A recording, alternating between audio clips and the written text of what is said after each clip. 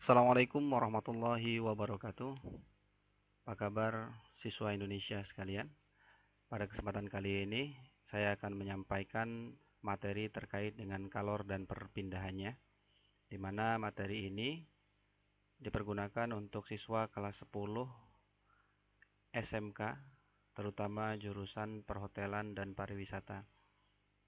Baiklah, kita mulai pembelajaran kita pada pagi hari ini terkait dengan kalor dan perpindahannya.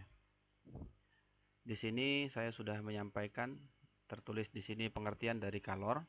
Kalor adalah bentuk energi yang berpindah dari benda yang suhunya tinggi ke benda yang suhunya rendah ketika kedua benda bersentuhan. Di mana nanti kalau ada dua benda, di mana yang satu dia mengalami pemanasan atau dibakar, kemudian yang satunya dia tidak terkena bakar, maka ketika ditempelkan, suhu yang benda yang terkena panas akan mengalir ke benda yang tidak terkena panas. Ini yang dimaksud dengan definisi dari kalor ini. Jadi satuan dari kalor adalah joule. Pengaruh kalor terhadap suhu di sini dijelaskan, jika suatu zat menyerap kalor, maka suhu akan naik. Ingat-ingat, jika suatu zat menyerap kalor, maka suhu akan naik. Namun sebaliknya, jika suatu zat melepas kalor, maka suhu akan turun. Di sini kita lihat, kalau kita campurkan antara air panas dengan air es batu, air yang sudah membeku atau es, maka ketika dia dicampurkan, maka air akan hangat. Hal ini mengapa? Hal ini karena ada titik positif dengan titik negatif yang bertemu, maka dia akan seimbang. Keseimbangan itu antara atau titik tengah dari air panas dengan es itu adalah air hangat. Nah, kalau kita melihat di gambar ini adalah gambar yang sering kalian lihat di kelas SD, bahkan sudah ada kemungkinan SD, SMP. Nah, ini sudah dibahas, yaitu pengaruh kalor terhadap perubahan wujud zat, di mana wujud zat itu ada tiga, yaitu ada yang padat, ada yang dia cair, ada yang dia gas. Nah, dari ketiganya ini ada perubahan-perubahan yang terjadi. Jadi di sini sebelumnya sudah kita pelajari dalam teori hukum kekekalan energi, energi tidak dapat dimusnahkan dan tidak dapat dibuat atau diciptakan, tetapi energi dapat berubah wujud dari satu wujud ke wujud yang lain. Nah, di sini penjelasannya, di mana ketika benda padat itu berubah menjadi gas itu disebut dengan menyublim, atau sebaliknya ketika gas ke padat itu menjadi mengkristal. Kemudian ketika benda padat itu dia mencair, itu disebut dengan mencair. Kemudian ketika benda cair berubah menjadi padat namanya membeku atau menjadi es. Kemudian ketika dia cair, ketika dia menjadi gas itu disebut dengan menguap. Tapi kalau sebaliknya gas ke cair disebut dengan mengembun. Jadi perlu diingat-ingat 6 konsep ini, jangan sampai terbalik. Nah, di sini perubahan wujud zat yang melepaskan kalor adalah yang pertama kita lihat ini melepaskan kalor ketika terjadi proses pembekuan. Air biasa ketika dibekukan maka dia akan menjadi es. Ini adalah melepaskan kalor. Tadi dikatakan sudah dijelaskan di depan. Kemudian mengembun. Ya, ini mengembun juga sama. Kemudian yang ketiga adalah mengkristal. Mengkristal itu contohnya adalah kapur barus.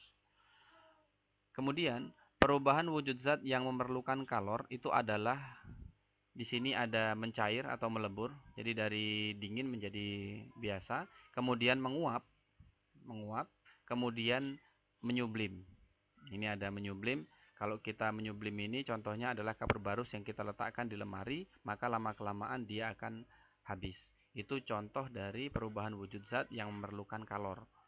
Ya. Kemudian di sini ada pengertian-pengertian. Ada kalor laten, adalah kalor yang dilepaskan atau diserap pada saat perubahan wujud zat. Kemudian kalor lebur adalah kalor yang diperlukan oleh suatu satuan massa zat padat untuk mencair pada titik leburnya. Ini hanya pengertian saja. Ada titik lebur adalah suatu zat, suhu zat ketika melebur. Kemudian kalor beku adalah kalor yang diperlukan oleh satu satuan massa zat cair untuk membeku pada titik bekunya. Kemudian titik beku adalah suhu zat ketika membeku. Nah, di sini penguapan dapat dipercepat ya. Jadi penguapan itu dapat dipercepat kalau kita pernah melakukan penjemuran terhadap pakaian, itu adalah salah satu cara mempercepat penguapan.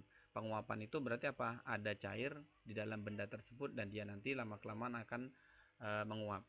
Yang pertama adalah pemanasan, menaikkan suhu. Jadi di sini pemanasan di bawah matahari itu dapat mempercepat penguapan yang terjadi pada kain yang sedang kita jemur ya. Ini menjemur pakaian di bawah sinar matahari contohnya. Kemudian memperluas permukaan zat cair.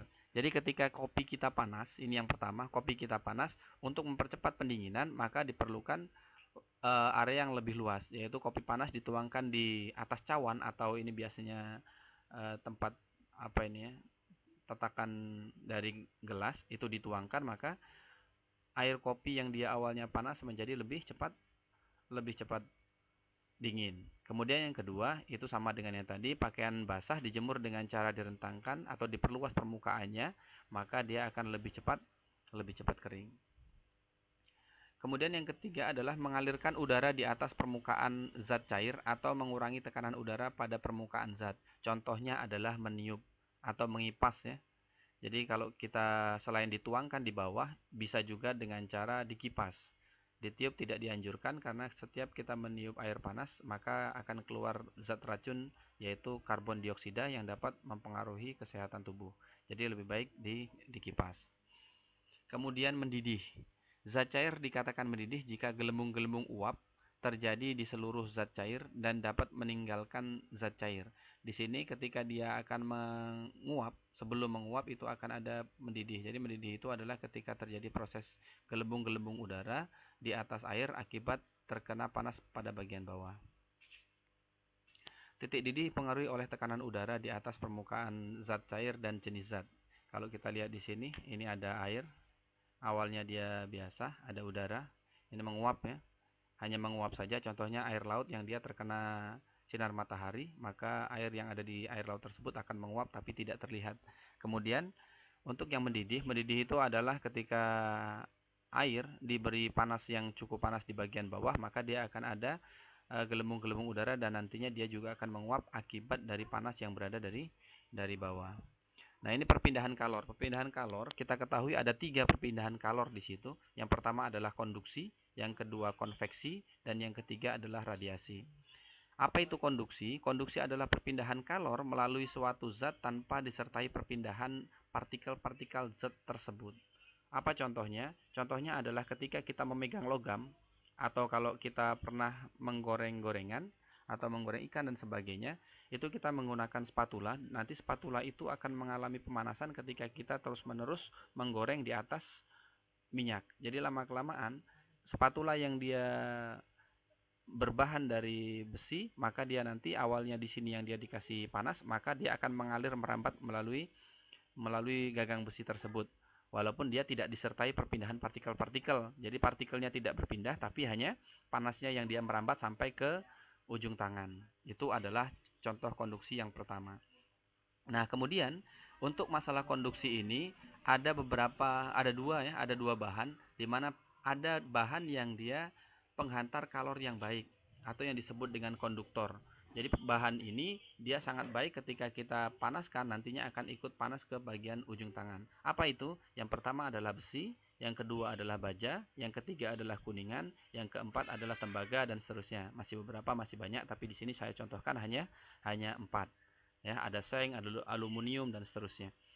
Kemudian ada juga penghantar kalor yang kurang baik atau buruk. Jadi di sini ketika kita panaskan, dia tidak mengalami perambatan panas. Contohnya di sini adalah kayu. Makanya ada beberapa spatula yang dia diberi kayu agar supaya apa? Agar supaya bagian stainless atau bagian aluminium yang dia terkena panas pada bagian minyak, dia tidak merambat kepada bagian kayu yang kita pegang.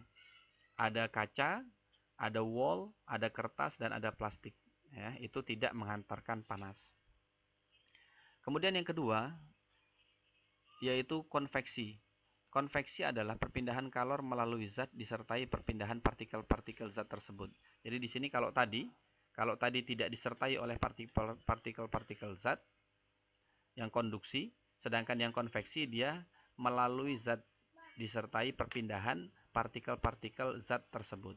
Konveksi terjadi karena perbedaan massa jenis zat. Konversi terjadi dalam zat cair dan gas. Ya, terjadi pada zat cair dan gas. Contohnya ketika kita memasak nasi, akan terjadi proses perpindahan partikel-partikel. Jadi nanti kalau kita lihat akan ada keluar bersama dengan perpindahan zat tersebut. Yaitu ketika kita memanaskan air. Contoh yang lain terjadi pada angin laut. Ya, angin laut, di mana angin laut terjadi pada siang hari. Coba kita lihat di sini. Ini tekanan tinggi pada air laut. Itu dia nantinya akan menyebabkan keluar ke bagian daratan. Ya, sehingga menyebabkan adanya gelembung awan. Ya, ini adalah contohnya. Jadi dia perputarannya, dia disertai dengan partikel-partikel yang mengikutinya. Kemudian yang contoh yang lain adalah angin darat terjadi pada malam hari. Jadi ketika angin darat bertekanan tinggi, dia turun ke permukaan laut. Nah, ini yang kedua adalah sistem pendinginan mobil, juga sama. Ini contohnya, ada pembuangan cerobong asap. Ini juga sama, merupakan contoh dari konveksi. Lemari es juga sama. Nantinya akan terjadi seperti salju.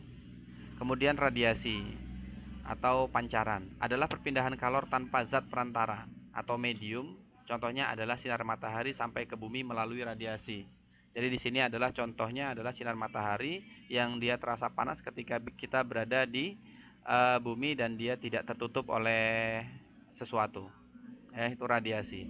Kemudian permukaan hitam dan kusam merupakan penyerap dan pemancar radiasi yang baik. Jadi di sini ketika kita menggunakan baju berwarna hitam dan kusam, itu matahari yang terkena di badan kita maka dia akan menyerap. Makanya ketika kita menggunakan baju hitam, badan kita akan terasa panas.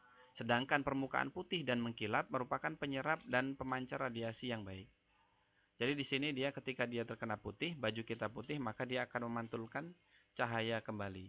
Jadi kalau kita menggunakan baju putih lebih tidak panas dibandingkan dengan ketika kita menggunakan baju yang berwarna hitam.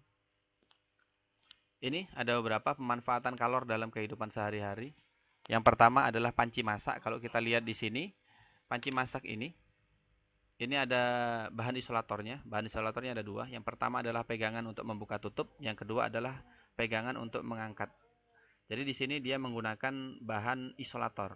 Kemudian di sini ada bahan konduktor. Bahan konduktor ini dia dapat sangat cepat menghantarkan panas. Ngapa dia demikian? Karena tadi salah satu dari bahan ini, aluminium, itu masuk ke dalam kategori konduktor yang dia merupakan bahan yang mudah menghantarkan panas, apalagi dia mengkilap.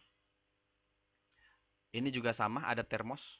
Termos ini dia dapat menahan air panas lebih lama karena dia memang lebih tahan apalagi apabila dia ditutup menggunakan penutup yang baik. Kemudian setrika.